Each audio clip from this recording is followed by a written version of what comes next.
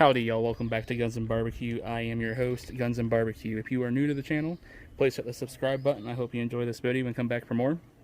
Today we're going to be talking about, tools again, except this time we're going to be talking about some tools for barbecuing. And today I'm going over knives. I hope you will bear with me in this video. I'm shooting it outside, so you're going to hear some buzzing from bees and other bugs, traffic going by, my children playing, etc. Hope it doesn't bother you, so let's begin. First, what you have in front of us is some Dexter Russell knives. That's my knife of choice when it comes to anything doing with my barbecue. I find them to be a good quality for the price. Sandy safe handles on them. These are the three Chev's knives I have. I'm pretty sure I've got them organized by size, 8-inch, 10-inch, and a 12-inch. Honestly, the only thing you probably need ever is the 8-inch. I rarely use the 12 or the 10-inch. The 12-inch I have never used. I bought it just because, well, apparently I like to make up for other areas that I might be lacking. Who knows? I do all of my general cutting or slicing with my chef's knives, whether it's potatoes or vegetables or whatever. I just use that most of the time. Say I've got a large piece of meat, I might use my what I call my brisket slicer. Sometimes I might just use one of these though, depending on what it is. You know, pork chop or something like that. These will do fine. Now in front of us I have my brisket slicers and the sharpening steel. Sharpening steel might be one of the most valuable tools in your knife set. Whenever you're going to use a knife, just run it over the sharpening steel on each side a few times, and from what I've always been told, you do that and your knife should never go dull. I do it and my knives are still insanely sharp. That's another reason I like these knives from Dexter Russell, is just how sharp they are. Next to the sharpening steel I have my brisket slicers. I believe this one is a 12-inch and I think the other one is a 15-inch. Don't quote me on it. Depending on the size of the meat that I'm doing will dictate which one of those I use. If I'm doing a large brisket, I like to go with this one. Normally you'll like to use them at a slight angle, and the reason you do that, say like on a brisket, is if you just cut straight down, you're gonna end up with strips that are about yay wide. I don't know if you can tell in the video how wide that was. I'd say probably about 2 inches wide or so. Not anything too extravagant when you're getting it thrown on your plate. So again, if you take and angle that knife, well then you can actually fake it out and have pieces of meat thrown on your plate that are 4 inches wide if done right. So just an idea on how to do that. We'll move on to the next set of knives. Save the best for last, right? That's what your mom always said. Well, she lied. We're going to throw out the cleavers next. The meat cleaver, obviously, probably most people's favorite. A lot of people ask about why is there always a hole there. Honestly, I'm not 100% sure. I've heard people say it's for hanging it on a nail or something. I've heard other people say just for what was I going to say? Just for balance purposes, which doesn't make a whole lot of sense why they would take out that little itty-bitty hole. I've also heard people say, you put your finger in there. I think that's about idiotic as it gets, but hey, what do I know? I like to use these for chopping. Say I don't want to do pulled pork, I want to do chopped pork. Grab these and, chop away. Pretend you're the guy that at hibachi or something like that, and you go ah cha cha. Sorry, that was probably a little racist, but things happen. I like stereotypes and I'm gonna make jokes about them, and just as I make jokes about myself, hope you don't mind.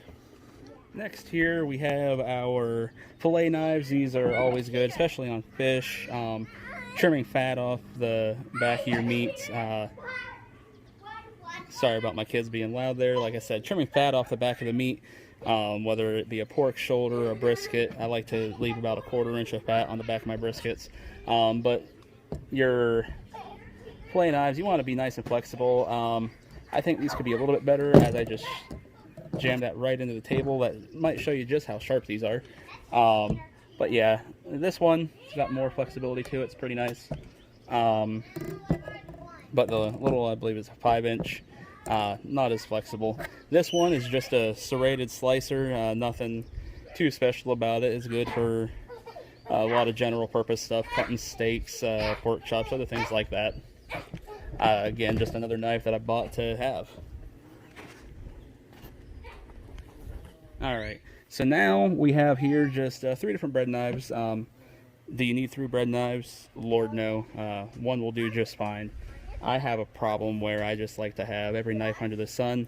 I'm one of those guys that when you see him go fishing, he's got enough tackle to fish for catfish, bluegill, crappie, bass, walleye, all in one tackle box. I'm gonna say, and it's kind of the same way when you look into the case for my knives. I've got about every knife under the sun, and to be perfectly honest with you, I probably only use half a dozen of them.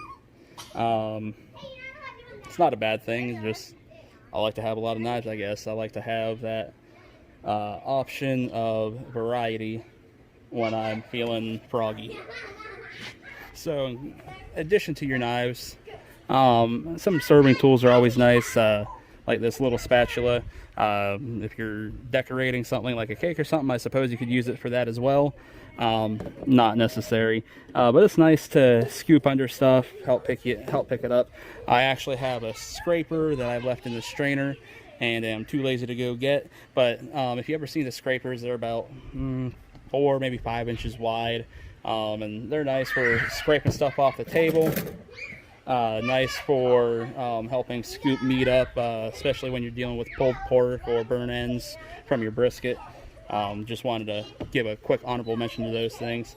Right now I've got some what you might call little knives on the table. I believe this is, yes, my scalloped paring knife, another paring knife. I'm pretty sure you can figure out what the heck you use paring knives for. Then this one, they actually call it a vegetable slicer. Actually, I like to use it on things like black olives and things like that. It comes in handy. I think it's kind of a Japanese-inspired design. Don't quote me on that. I could be completely ignorant right now. But just another fun knife when I saw it, and I decided that I had to have it. And last but not least in this lineup is my steak slicer and boning knives. The boning knives are pretty self-explanatory, I'd imagine. Sounds like my neighbor just ran something over in their yard, huh? Anyways, back to the knives. As I said, boning knives are pretty self-explanatory. They help get down around those bones. They're pretty rigid knives, but they got a nice curve to them. Really nice if you're trying to debone something. I normally cook everything bone in. Remember with things like ribs and pork shoulders and whatnot, that bone that's in there is your done temp.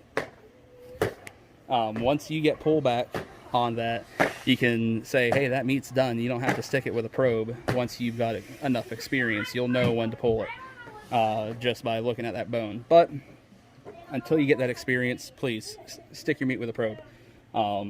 And personally, I think that you just get a little bit better flavor with that bone in there, but what do I know? Like I said, last but not least is my steak slicer. I actually really enjoy this knife. It is ungodly sharp. They call it a steak slicer because apparently that was what they designed it for, slicing steak. And let me tell you, it does the job and it does it well.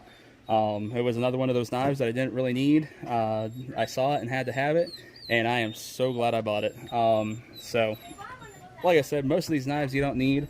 I would say a good 8-inch chef's knife will do the trick for most of the stuff that you need. I would suggest getting a good brisket slicer. That works out for a lot of other meats too. I would recommend a good knife like this steak slicer. It is just the bee's knees. A good paring knife, maybe a bread knife if you're going to be cutting a lot of rolls and things like that. A good sharpening steel.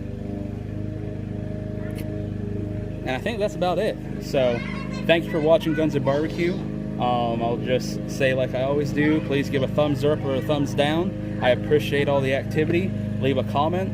Let me know how I'm doing, what you like, what you dislike, and what you might want to see next. And please share this video with your friends and family. You know, just trying to get the word spread around there. And as always, hit that subscribe button and come back for more. This is Gunsnbbq saying keep those guns firing and your smoker smoking, and we'll see you again.